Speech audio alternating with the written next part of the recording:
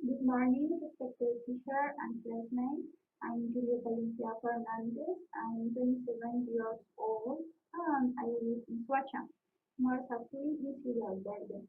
Um, Now I am working in a company called Convergys. I work there like a sales agent. I work there from 3 p.m. to 9 p.m. every day, Monday to Saturday. Mm, about my English learning process, I like study by myself in the different web page like Buso or, for example, Udemy. And the things that, that are more difficult for me in the learning English process is the listening. For me, this is a skill more difficult. So I have to work very hard to to improve my listening.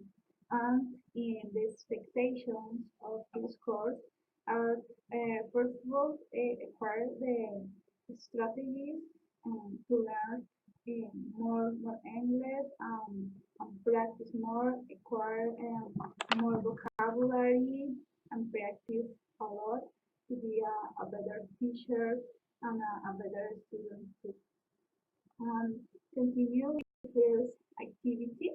The first question, so is how can you relate the five ways of looking at grammar by consultant advice Scott Thornbury in the present video by Jack Richard, consultant for methodology of linguistics. According to Scott Thornbury, grammar is a form to describe a language and every day we are involved in it. In this part, I can relate it with the video by Jack Richard when he said that grammar is something that always is present. Also, he said that grammar is product of other skills like reading, listening, speaking, and writing.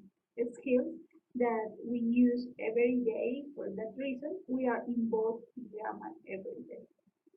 Back to the text by Scott Thornbury, he also said that language has its sources in the human experience, and for this reason, he has five ways to look the grammar. These are grammar like a perception, grammar like an action, grammar like a thought, and grammar like a matter, and grammar like a byproduct.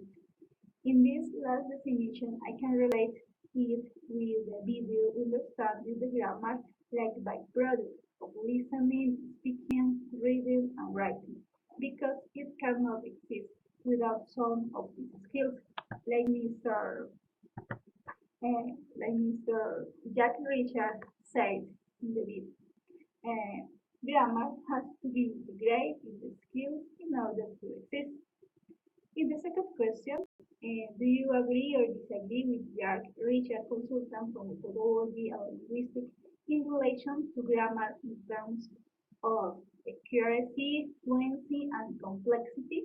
I am agree with Mr. Jack Richard when he says that the accuracy is the knowledge of how to produce correct sentence and apply the appropriate rules of certain language, because when you are able to make a correct construction of sentence and use the appropriate rules, so we can say that we have accuracy.